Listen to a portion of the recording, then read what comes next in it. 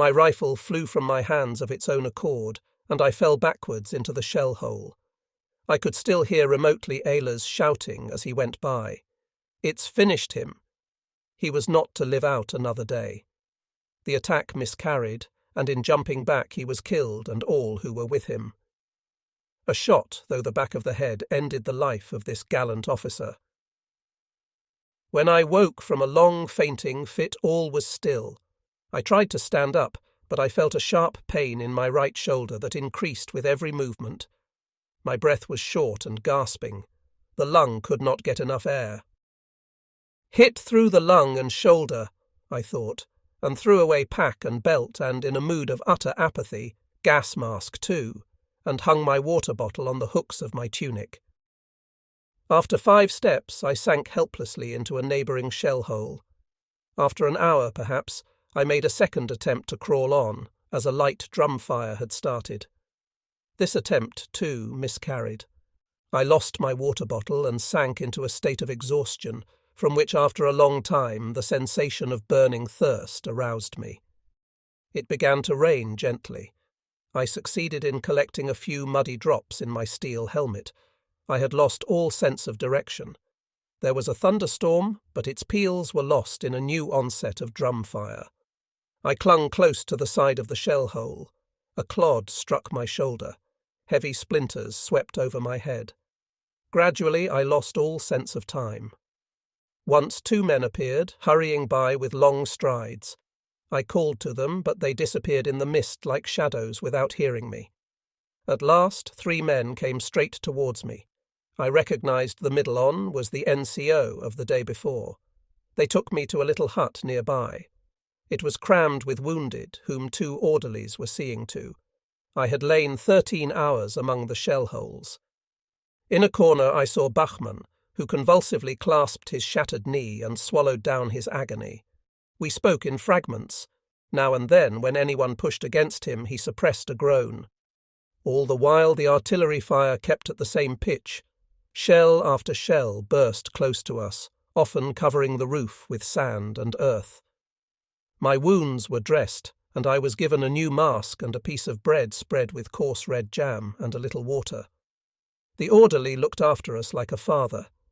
The English began to push forward. They came on by springs and then disappeared in shell holes, as I could make out from the cries of consternation outside. After a minute or 2, he left me and came back with the last 5 men of his company. I was put in a ground sheet and carried away from the battlefield to the thunder of guns.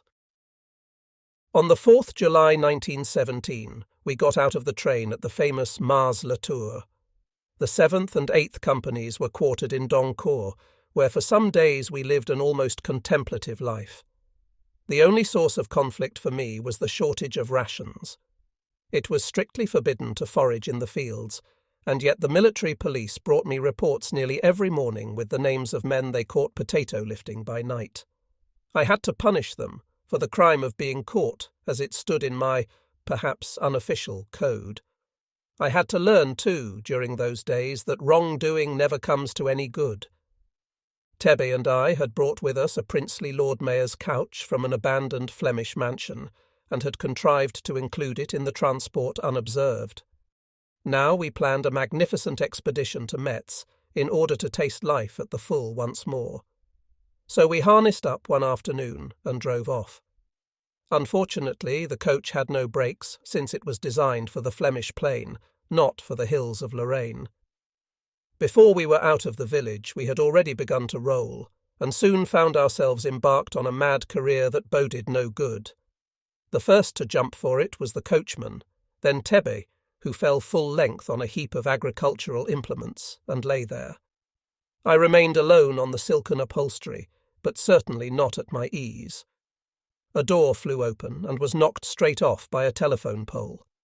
Finally, the coach leapt down a bank and crashed against the wall of a house. I left the wreckage by a window and ascertained that, with my unusual luck, I was none the worse. On the 9th, the company was inspected by the commander of the division, Major General von Busse, who praised us for our conduct in the recent fighting. We entrained on the next afternoon for the neighbourhood of Thiaucourt. Thence we marched straight on to our new position in the line. It lay along the wooded heights of the Côte Lorraine, opposite the much-shelled village of Regnéville. It was the first time for a long while that we had the French opposite us. The trench walls were of chalk, and this withstood the weather much better than the clay we were accustomed to. In places the sides of the trench were even carefully walled, and the floor of it concentrated for long stretches, so that even in the heaviest rain the water could soon run away. The reddish-white rock abounded in fossils. Every time I went to my dugout with a pocketful of mussels, starfish, and snakestone. My dugout was deep and drippy. It had a peculiarity very little to my liking, though I am a passionate entomologist. Instead of the usual louse, we had here its far livelier relative. These two varieties appear to have the same enmity to each other as the brown and common rat. It was no good adopting the usual remedy of a change of clothes, for the nimble parasites lay in ambush in the straw palliasses. At last the victim leapt up in desperation, and could have said with Mephisto, "I give the old rug another shake, and still one more to flight does take. Up and away, with all my soul go find yourselves another ole." Rations, too, were very poor. Beyond the thin midday soup, there was nothing but the third of a loaf and something infinitesimal to eat it with, usually half-mouldy jam. Most of mine was always eaten by a fat rat, for which I often lay in wait, but in vain. This sparse living, which left us always half-fed, brought about a most unpleasant state of affairs. The men often suffered literally from hunger, and this led to pilfering of rations. It surprised me to find that I, though used to good and plentiful food, seemed to bear the privation much better than the men. Cabbage soup was their only thought. When it comes to food, the good manners that in Europe are mostly whitewash are soon scratched off. A man shows his real superiority when hunger is part of the meal, not at festive tables. Privation and danger tear away all that has been acquired, and then good form survives only in those in whom it is born. The companies in reserve and on rest occupied hutments in picturesque situations deeply hidden in the forest. My quarters in reserve were particularly delightful. The camp was in a blind corner on the edge of a narrow forest gorge. My little hut was built half into the bank and curtained with hazel and cornel bushes. From the window I had a view of the wooded hillside opposite and a narrow strip of meadow traversed by a stream. A collection of bottles of all sorts stacked at the back showed that many hermits had already spent meditative hours there, and I, too, strove to live up to its time-honoured associations. When the evening mist rose from below and mingled with the heavy white smoke of my wood fire, and I squatted in the open door at dusk between the warm fire behind and the keen autumn air in front, it always seemed to me that only one drink was appropriate, red wine and cognac half and half in a big-bellied glass. These intimate communings consoled me for the fact that a gentleman from the depot, who had seniority over myself, had come to take over my company, and that I was once more discharging the boring duties of a platoon commander in the trenches. I endeavoured to kill the endless hours on trench duty by frequent warlike excursions in my old style. On the 24th August, the gallant Captain Bockelmann was wounded by a shell splinter. This made the third commanding officer the battalion had lost within a short time. On the 29th, with the NCO Klopman, the stoutest fellow of the 7th Company, I paid a visit to the enemy lines. We crept up to a gap in the enemy wire, cut by Klopman the night before. It was an unpleasant surprise to find that it had been mended up again. Nevertheless, we cut it through once more with a great deal of noise, and climbed down into the trench.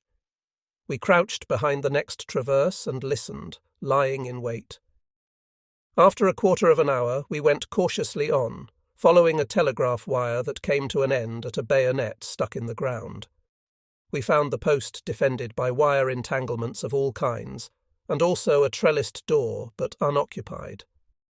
After we had taken accurate note of everything, we went the same way back, and carefully connected up the wire again across our gap, so as not to betray our visit. The next evening Klopman again reconnoitred the post. However, he was greeted by rifle fire and the lemon-shaped bombs we called duck's eggs. One of them fell close to his head, which was pressed to the ground, without exploding. He had to take to his heels with all speed. The evening after that, there were 2 of us again, and this time we found the front line occupied. By listening, we accurately located 4 posts. One of them was whistling a very charming tune to himself. Finally, we were fired on and crept back. When I was standing by myself in the trench again, Vogt and Haverkamp suddenly turned up.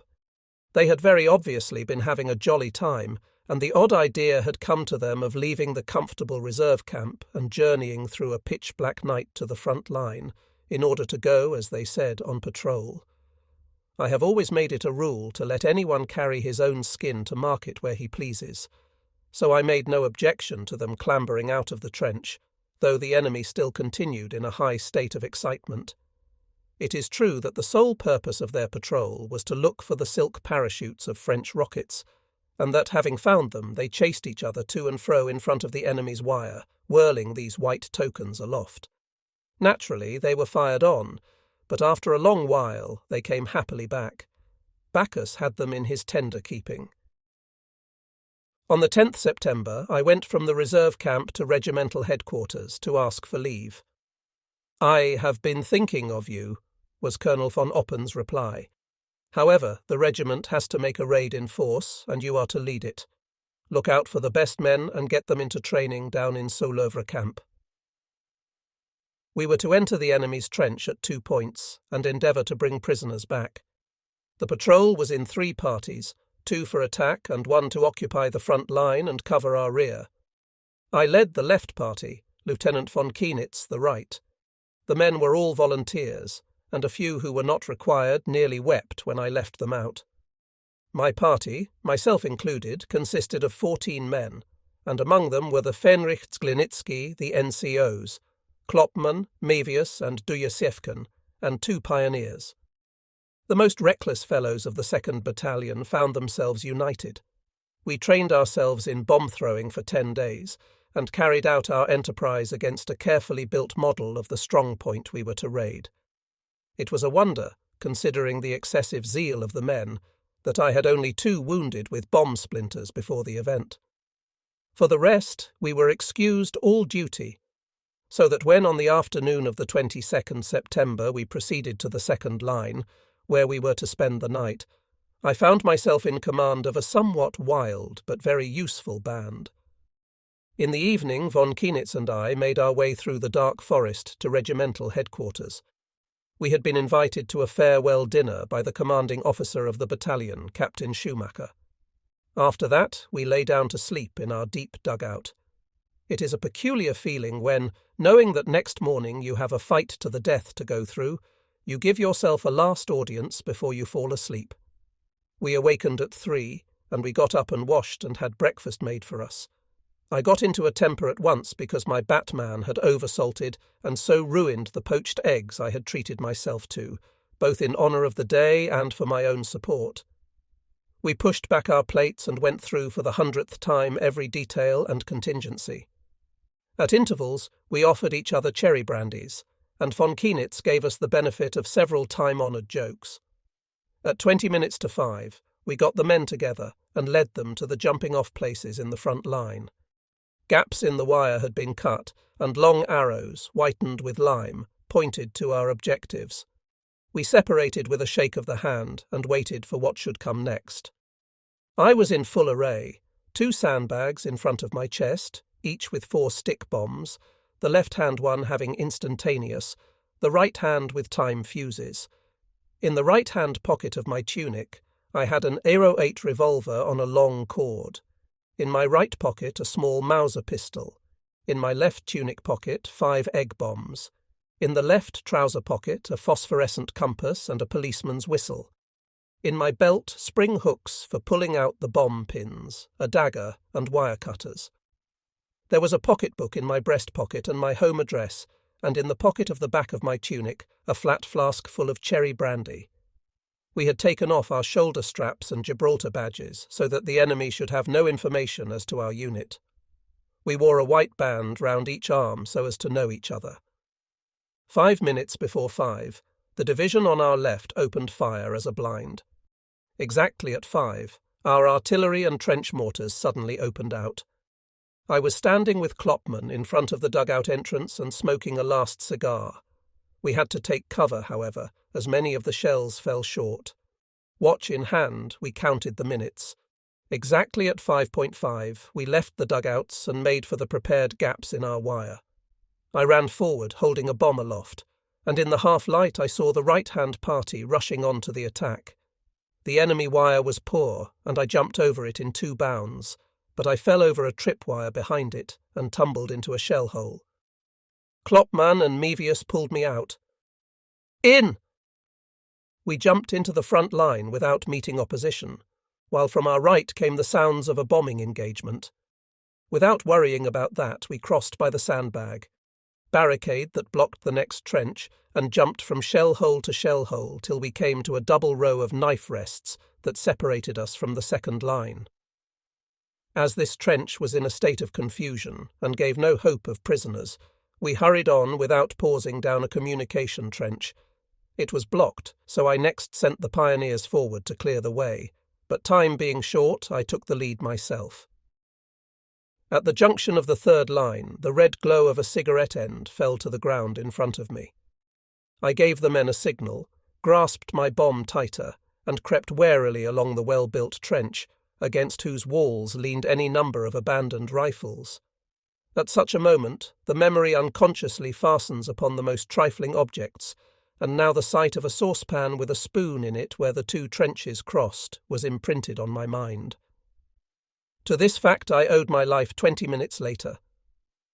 Suddenly we saw shadowy figures disappear in front of us.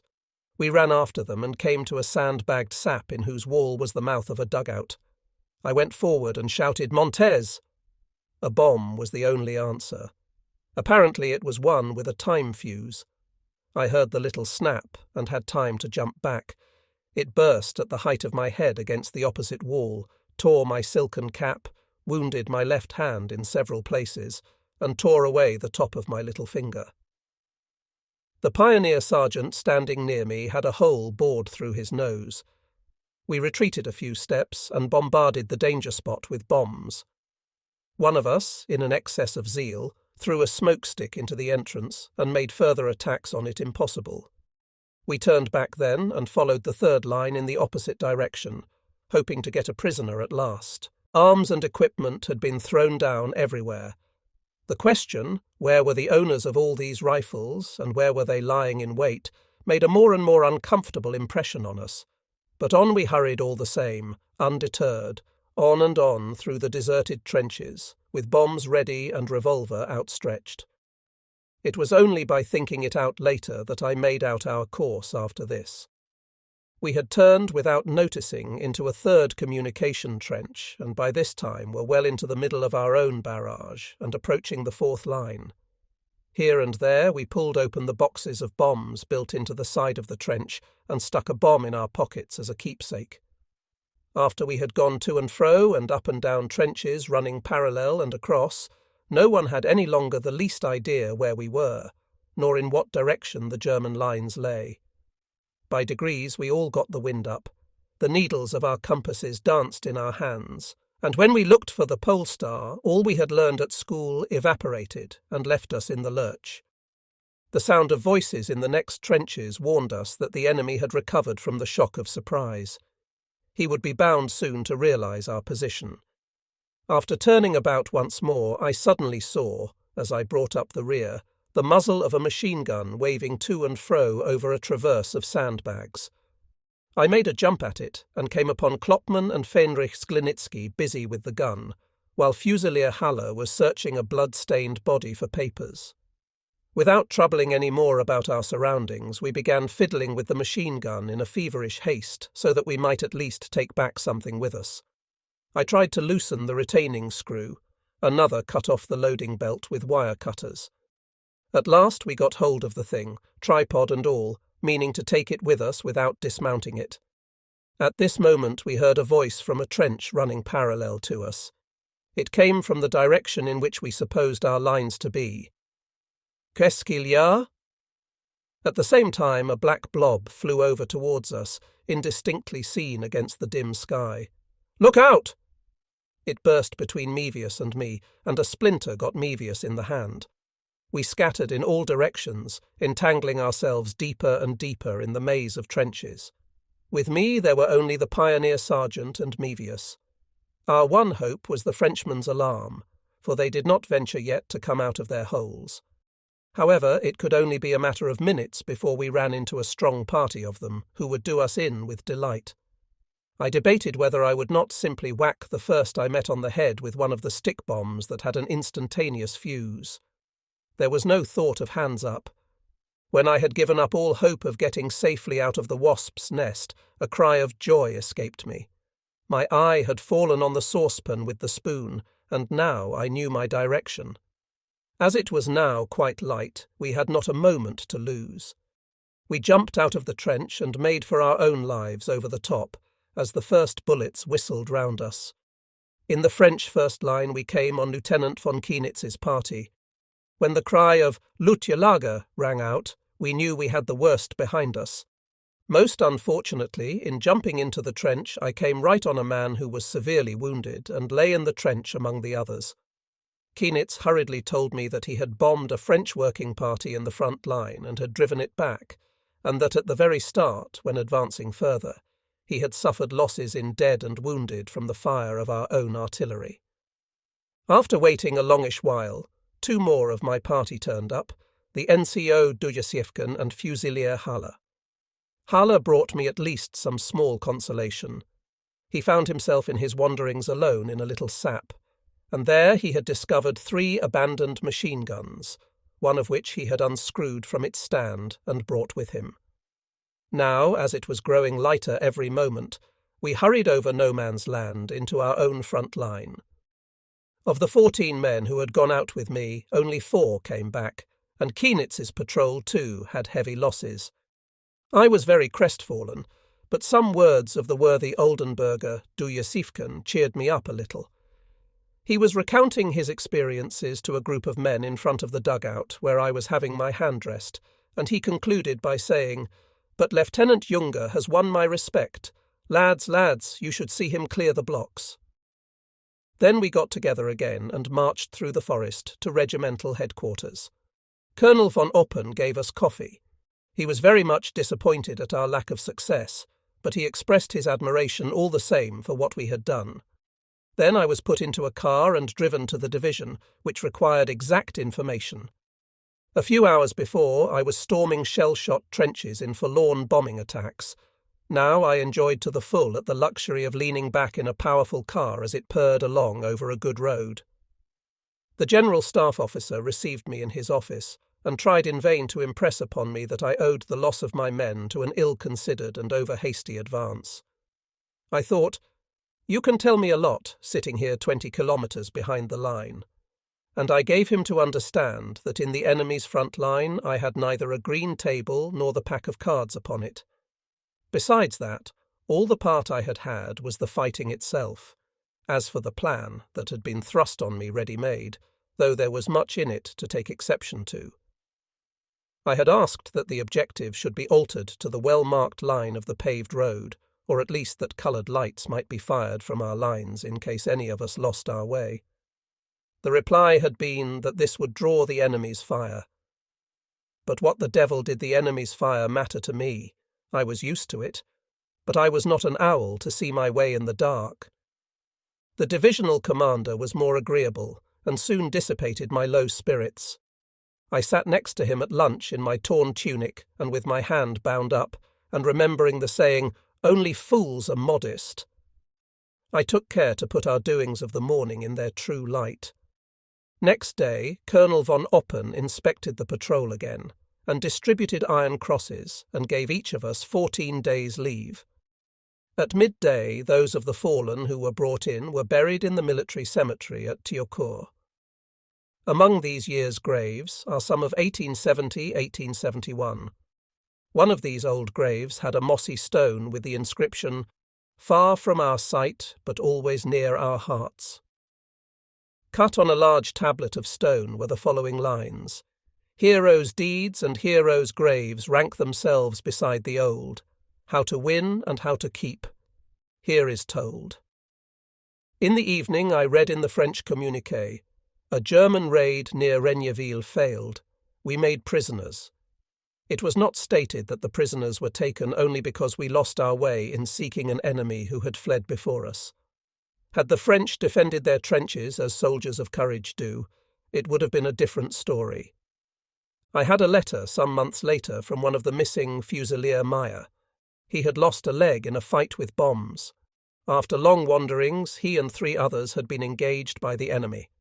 When the others, among whom was the brave NCO Klopman, had fallen, he himself had been taken prisoner, severely wounded. I have been in many adventures during the war, but not one was more uncomfortable. It gives me the blues even now whenever I think of our wanderings through those unknown trenches in the cold light of dawn. A few days afterwards, Domeyer and Zern, both lieutenants, jumped into the French front line with a few men and no more preparation than a few shrapnel shells. Domeyer ran into a French soldier who replied to his rendezvous with a grim "Ah non" and set upon him. After a stern tussle, Domeyer shot him through the neck with his revolver and had to come back, like me, without a prisoner. The difference was that for my attempt as much ammunition was shot away as would have sufficed for an entire battle of 1870. On the very day that I came back from leave, we were relieved by the Bavarian Reserve Infantry Regiment No. 5. We then went into quarters in Labry, a village in the neighbourhood dirty enough to be typical of it. The vain search for a water closet is the outstanding memory one has of the villages of Lorraine. Baths appear to be unknown. I have had some strange experiences of this description in France. One has to pass with a smile over certain shady sides of even the most magnificent mansions. Much as I esteem the French, I cannot help thinking that this is a characteristic side of their life. I know indeed that hostile races always call each other dirty, and that we ourselves called sales boches by the French. Nevertheless, I feel we are fully justified in returning this compliment to the Latin races.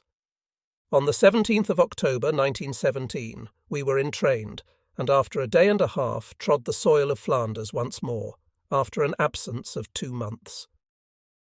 We spent the night in the little town of Isegem, and next morning marched to Roulers, or, in Flemish, Rouselaire. The town was in the first stages of devastation. Things were still for sale in the shops, but the inhabitants were already living in their cellars, and their ordinary life was lost in the streets, being broken up by frequent bombardments. A milliner's window opposite my billet seemed to me to be very much out of place in the tumult of war. By night, looters tried to break into the houses of those who had already left. I was the only person in my billet in the Ooststraat to occupy rooms above the ground level. The house belonged to a cloth merchant who had fled at the beginning of the war and left an old housekeeper and her daughter to look after it.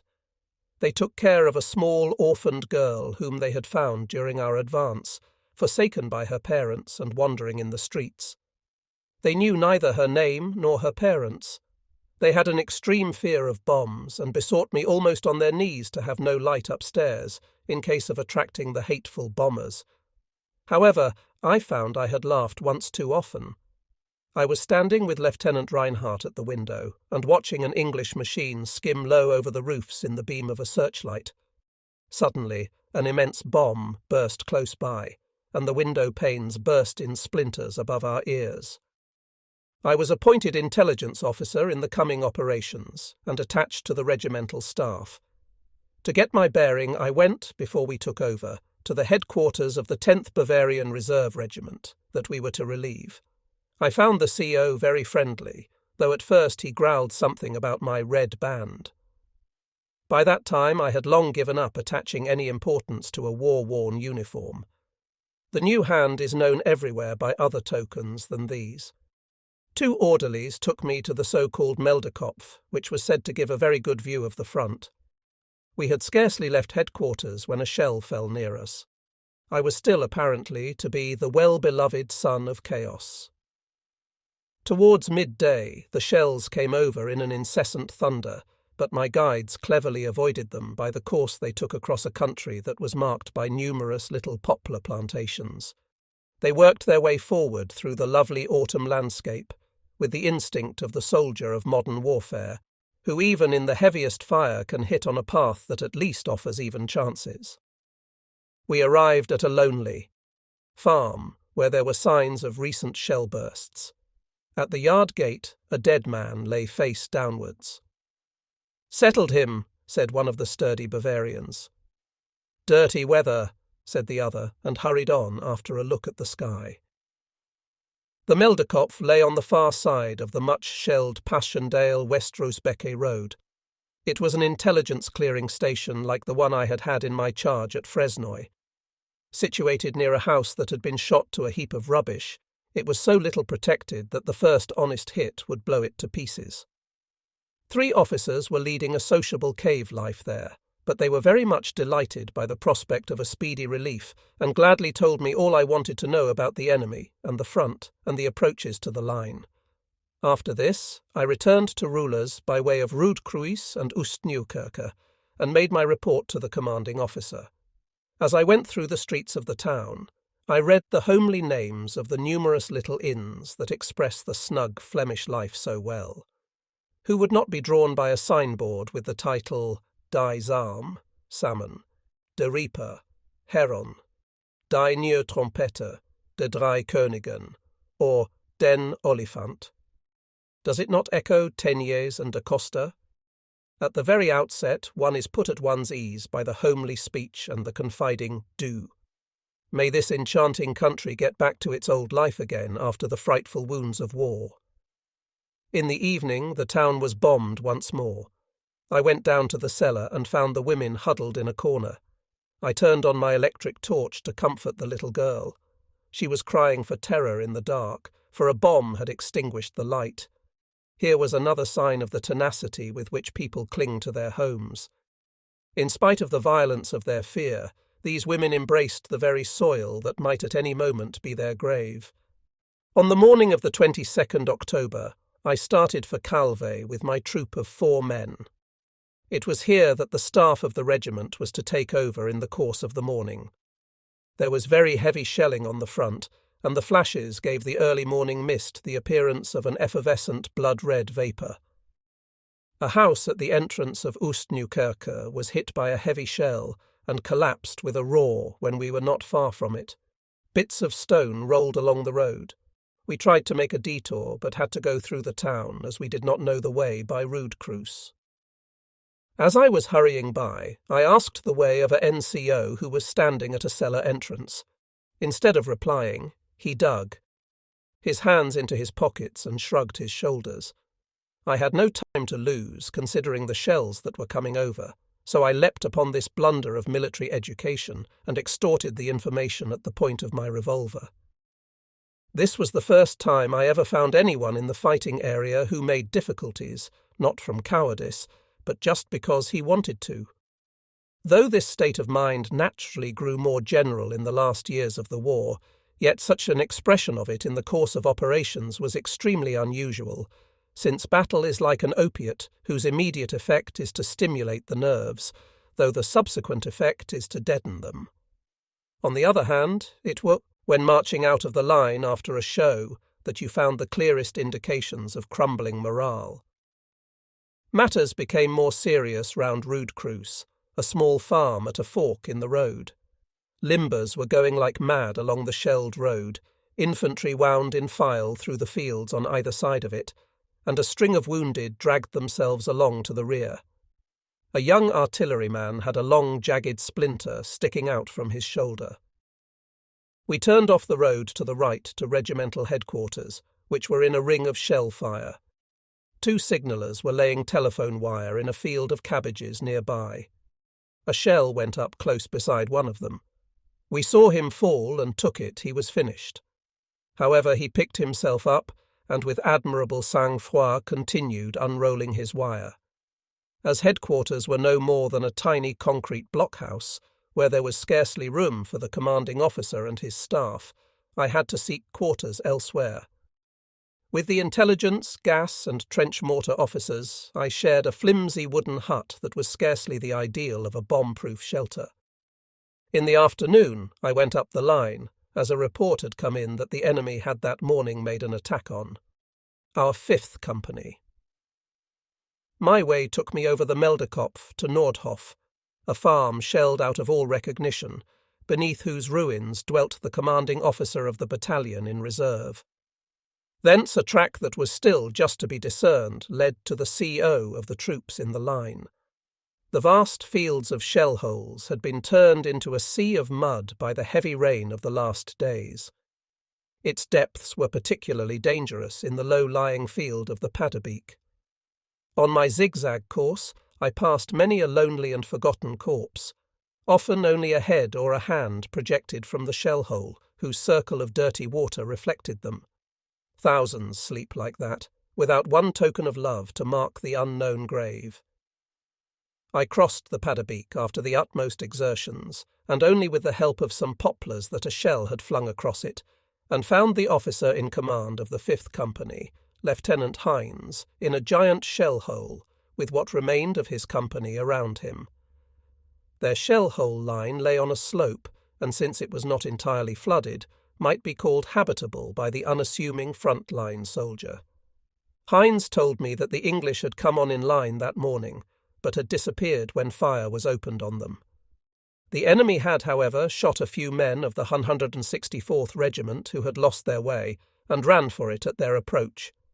Apart from this, all was in order, and I returned forthwith to headquarters and made my report to the commanding officer. On the following day, we were most rudely interrupted at lunch by a few shells planted right in front of the door. Descending fountains of soil beat long tattoos on our tarred roof. There was a rush for the door. I fled to a farm close at hand, and as it was raining, I went inside. In the evening, the same performance was repeated, only this time, as it was fine, I stood outside the farmhouse. The next shell fell right in the middle of it. Such are the chances of war. Here, more than anywhere, it is a case of little causes and great effects. Seconds and millimetres make the difference. On the 28th, we were driven from the huts by 8 o'clock, and one of those opposite us got a direct hit at the second shot. Others fell in the waterlogged meadows. They made less noise, but they scooped out some fine holes. Prompted by the experiences of the day before, I sought out a lonely shell hole, of dimensions to inspire confidence, in the cabbage field behind headquarters, and I would never leave it again until a considerable safety margin had elapsed. I heard that next day the news, particularly distressing for me, of the death of Lieutenant Brecht. He had met his heroic death in the shell hole area to the right of Nordhof, while acting as a divisional observation officer. He was one of those few who were encircled by a nimbus of romance, even in the most material of wars, owing to their insatiable daredevilry. Men like him always stood out from the common run. They laughed every time an attack was ordered. The morning of the 26th was occupied by drum fire of unusual intensity. Our artillery, too, doubled its fury when the signals for a barrage went up in the front line. Every little bit of wood and every hedge was crammed with guns, and behind them the half-dazed gunners were kept hard at work. As the reports of the wounded about an English attack were confused and exaggerated, I was sent forward at 11 with my 4 men to obtain more exact information. We had to pass through a sharp fire, and met a great number of wounded, among them Lieutenant Spitz, commanding the 12th Company, wounded in the chin. Even before reaching the headquarters of the battalion in the line, we were in direct machine-gun fire, a sign that the enemy must have broken through. This fear was soon confirmed by Major Dietlein, commanding officer of the 3rd Battalion. I found the old gentleman in the act of creeping out of the entrance of his blockhouse, which was 3 parts under water, and fishing zealously for his meerschaum cigar-holder, which had fallen into the mud. The enemy had broken through the front line and taken a ridge from which he commanded the important area of the Paderbeek battalion headquarters situated there. After I had marked the alterations of the front line in blue chalk on my map, I set out on a fresh steeplechase through the mud with my men. We ran at full speed over the exposed ground till a slope gave us cover, and then we proceeded more slowly to Nordhof. Shells were falling to left and right of the boggy ground and throwing up large mountains of mud surrounded by countless smaller ones. Nordhof was being shelled with HE in a nerve-shattering manner, and we had to reach it in jumps. The noise these things made was really most hideous and quite deafening. They came over in groups at short intervals. The only thing to do was to cover the ground in short darts and then wait for the next shots in the shell hole. The interval between the first distant howl and the explosion nearby is marked by a peculiarly painful emphasis upon the instinct of self-preservation, since the body is reduced to a state of defencelessness and motionless waiting. But I am afraid my insistence on the fact that the war was no child's play will become burdensome. The picture of every day was at last made up of such experiences. There was shrapnel, too, among the rest. One of them scattered its bullets with a clatter among us, and one of my men was hit on the hind rim of his helmet and thrown to the ground. After he had lain stunned for some while, he picked himself up and ran on. The ground round Nordhof was strewn with terribly mutilated bodies. As we carried out our job in a sporting spirit, we were often in places that had just ceased to be possible. In this way, the unseen events of the battlefield came to our eyes. We were everywhere pressing on the heels of death. It was almost as though not one living soul was to be found in this desolation. Here lay a group behind a tattered hedge, their bodies covered by the still fresh earth that showered on them after the shell had burst. There, 2 runners near a shell hole, from which the suffocating vapour of the explosives still exhaled. At other spots there were many corpses scattered over a small surface, a carrying party caught in a vortex of shell bursts, or a strayed platoon coming up in support had found an end here. We appeared, took in the drama at one glance, and disappeared into the smoke again. When we had safely crossed the much-shelled bit of ground behind the Passchendaele-Westruusbeke road, I was able to give intelligence to the commander of the regiment. Next morning I was dispatched to the front line at 6 o'clock to ascertain whether and where the regiment was in touch with the units on its flanks. On the way I met Sergeant Major Furchland, who had to take the orders to the 8th Company to advance on Gudberg and fill the gap, if there should be one, between us and the regiment on the left. The quickest way to carry out my task was to go along with him. After a long search, we found my friend Tebe, commanding the 8th Company, in an inhospitable part of the shelled area near the Meldekopf. He was not particularly pleased at the notion of executing the proposed movement in broad daylight. We lit cigars while waiting for the company to assemble and conducted a laconic conversation in the dreary and oppressive surroundings that the morning light revealed. Before we had gone a few steps, we were under rifle fire from high ground in front, and we had to go forward by jumps from one shell hole to the other, each man on his own. As we went across the next rise, the fire was so concentrated that Tebi gave the order to take up a position in shell holes until night came on.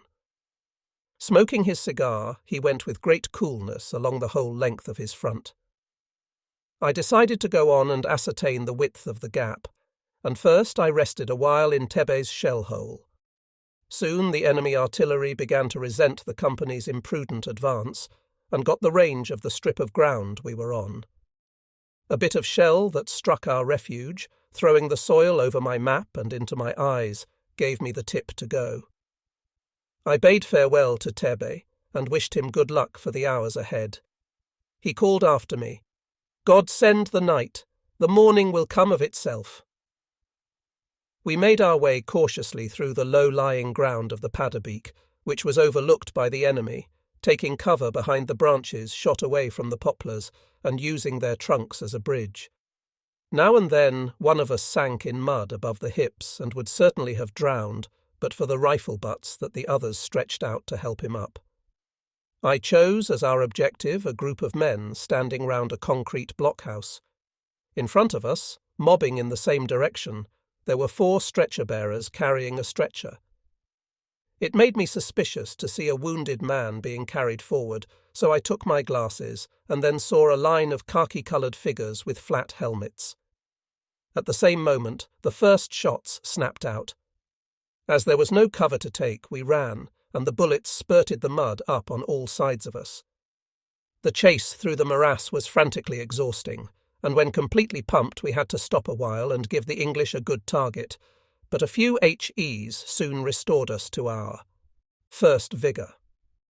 All the same, they had the advantage of concealing us from the enemy in their smoke. The worst feature of this run was knowing that a wound would drown one for certainty in a mud hole. A suffusion of blood on the surface of a shell hole here and there showed that many a man had vanished thus. I was dead tired when we reached headquarters. I gave my sketch and made a report of the situation. On the 28th of October we were relieved again by the 10th Bavarian Reserve Regiment and quartered among the villages behind the line, to be put in again at any moment. The staff moved to Most. In the evening we were sitting in a deserted inn.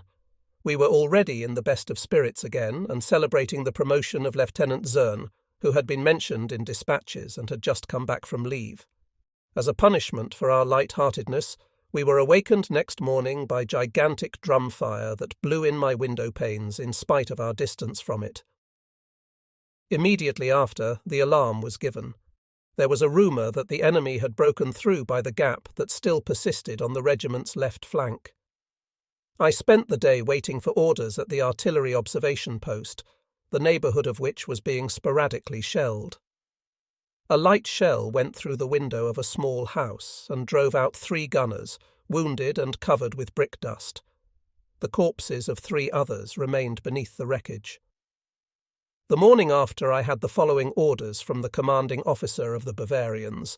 Owing to repeated attacks by the enemy, the front of the regiment on the left flank has been still further pushed back, and the gap between the regiments greatly widened. As there was danger of our flank being turned from the left, the 1st Battalion of the 73rd Fusiliers counter-attacked yesterday. Apparently, however, it was dispersed by the barrage and never reached the enemy. This morning the 2nd Battalion was sent forward to close the gap. So far no news has been received. Information is now required as to the position of the 1st and 2nd Battalions. I set out and had only got as far as Nordhof when I met Captain von Brixen, commanding officer of the 2nd Battalion, who had a sketch map of the disposition of the troops ready to hand in his pocket. I took a copy of it, and with this my task was really completed. However, I went on all the same to the headquarters of the troops in the line, which I found in a concrete blockhouse, in order to make a personal reconnaissance. On the way I passed great numbers of recent casualties. The white faces stared out of the brimming shell holes, or were already so mud-bespattered that the human face was scarcely recognisable. I was sorry to see the blue Gibraltar badge on most of them. The commanding officer was a Bavarian, Captain Radlmeyer, a very energetic officer. He gave me full details of the position that Captain von Brixen had hastily told me of. Our 2nd Battalion had suffered heavy losses, among them the adjutant and the officer commanding the valiant 7th Company. The fate of the adjutant, Lieutenant Lemierre, was particularly tragic, as his brother had been killed the April before at Fresnoy, in command of the 8th Company. Both brothers belonged to the Principality of Liechtenstein, but they had joined the army out of enthusiasm for the cause of Germany. It is fatal for 2 sons to be in one regiment in wartime. We had 4 pairs of brothers among the officers of the regiment.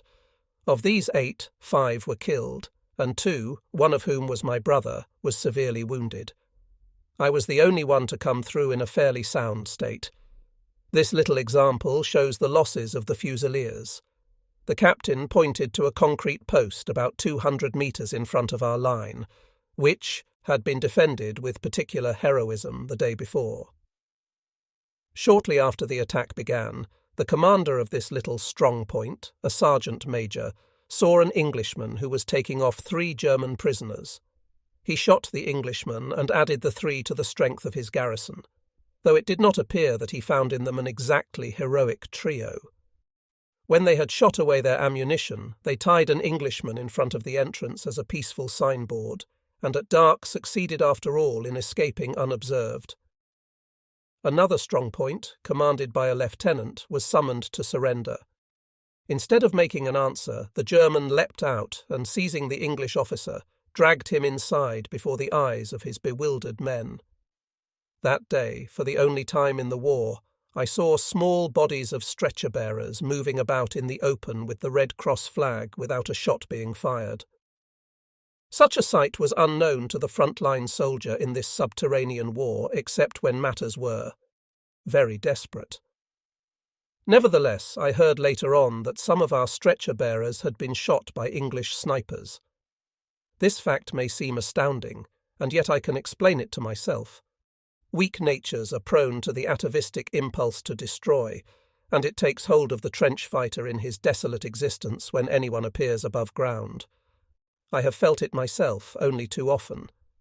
I had an unpleasant time on my way back owing to the irritant gas of the English shells. The ground was saturated with it. It smelt of rotten apples and made the eyes run. After making my report to headquarters, I met 2 stretchers just outside the dressing station at Calvi. On each, severely wounded, was an officer whom I knew well. On one was Lieutenant Zurn, in whose honour we had made a night of it only 2 evenings before. Now he lay half undressed on a door. His face had that hint of yellow which is the certain precursor of death, and he looked at me with fixed eyes when I went up to take his hand. The other, Lieutenant Haverkamp, had the bones of a leg and an arm so shattered by a shell that an amputation was extremely probable. He was as white as death, and he lay on his stretcher with his features heroically set, smoking a cigarette. Our losses in young officers were again frightfully heavy during those days. Every time afterwards that I heard prejudice and depreciation on the lips of the mob, I thought of these men who saw it out to the bitter end with so little parade and with so fine an ardour. But after all, what is the mob? It sees in everything nothing but the reflection of its own manners. It is quite clear to me that these men were our best.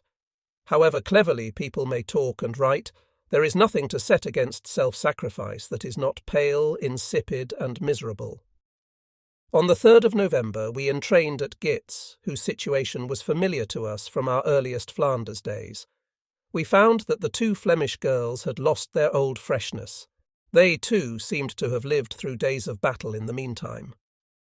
Next, we were for some days in rest at Tourcoing, an imposing sister city of Lille. For the first time and the last during the war, every man of the 7th Company slept on a feather bed. I occupied a magnificently furnished room in the house of an industrial magnate in the Rue de Lille. The first evening, with an open fire, the indispensable marble mantelpiece and an armchair, was unspeakably delightful. The few days were passed by everybody in enjoying life that had been so hardly won. It was still scarcely believable that death had been escaped, and it seemed a necessity to assure oneself of it by enjoying life in every aspect. The delightful days at Tourcoing were soon over. For a short while longer we were at Villers-aux-Tertres, where we were made up to strength by new drafts, and then we went by train on the 15th November to Lecluse, the rest place of the battalion in reserve on the new front now assigned to us. Lecluse was a fairly large village of Artois, surrounded by lakes. The immense reedy marshes concealed ducks and waterfowl, and the water was alive with fish. Though fishing was strictly forbidden, mysterious founds were often heard at night. One day, too, I had presented to me by the town major a few paybooks of men in my company who had been caught fishing with bombs. I wasted no words over that, however, for the good spirits of the men were very much more to me than the protection of French fishing waters or the dinner tables of the resident military magnates. After this, a gigantic pike was laid on my table nearly every evening by an unknown hand, and on the next day I gave my 2 company officers a meal, at which the principal dish was pique à la Lohengrin. Ask me no more. On the 19th, I inspected our position in the line with my platoon commanders, as we were going in a day or 2. It was in front of the village of Vis-en-Artois. We were not so soon in the line as we expected, as there was an alarm nearly every night, and on account of an English attack that was supposed to be coming off, we were held in readiness by turns in the Wotan line, the reserve gun positions, or in Dury village. those who had war experience could see that something unpleasant would come of it. On the 29th November, we were in fact told by our commanding officer, Captain von Brixen, that we were to take part in a highly organised counterattack to strengthen the bulge that the Cambrai tank battle had made in our front. We were delighted, certainly, to change the part of the anvil for that of the hammer at last. But we had some reservations on account of the men after their recent exhaustion in Flanders. Nevertheless, I had entire confidence in the spirit of my company and its iron backbone, in my experienced platoon commanders and excellent NCOs. On the night of November 30th, December 1st, we were put in lorries. It was in the course of this that my company had its first casualties. One of the men let a bomb fall, and for some mysterious reason it went off and severely wounded him and one other. Another man, in the hope of getting sent back, pretended to be mad. I did not know whether to laugh or to storm at him. Finally, he recovered his reason at the suggestion of a NCO, who gave him a powerful dig in the ribs, and we were all able to get in. We were conveyed, tightly packed together, almost as far as Baral, and there we waited hour after hour for orders in the ditch by the roadside. In spite of the cold, I lay down in a grass field and slept till dawn. We were somewhat disappointed when we were told that the 22nd Regiment were going over the top without our assistance. Pending developments, we were to stand by in the park of the Chateau of Baral. At 9 o'clock our artillery broke into heavy bursts of fire and increased between 11:45 and 11:50 to drum fire. Bourlon Wood, which owing to the strength of its defences had been left out of the frontal attack, disappeared under yellowish-green clouds of gas. At 11:50 we saw the attacking waves through glasses as they emerged upon the vacant expanse of shell holes, while further back batteries harnessed up and raced forward to new positions. A German scout shot down an English captive balloon in flames, and the observer jumped out with a parachute. After enjoying this panorama of battle from the high ground of the park, we emptied a dixie of dumplings, and in spite of the cold, laid ourselves down on the ground for an afternoon sleep. At 3, orders came through to go forward as far as regimental headquarters, which were concealed in the lock of a drainage canal. We covered this distance in detachments under Moderati and scattered shell fire. From there, the 7th and 8th Companies were sent forward to report to the officer commanding the troops in reserve, so as to relieve the 2 companies of the 225th. The 500 metres we had to go along the bed of a canal were covered by a band of fire. We ran in one mob and reached our goal without a casualty. There were numerous dead here to show that many a company had paid a heavy toll. Reserves were crowded along the sides of the canal and were feverishly digging out holes in the retaining walls to serve as cover. As the whole space was occupied, and as the canal was a landmark that drew the enemy's fire, I led the company off to the right among the shell holes and gave orders for each of my men to see to himself. A splinter rang against my bayonet.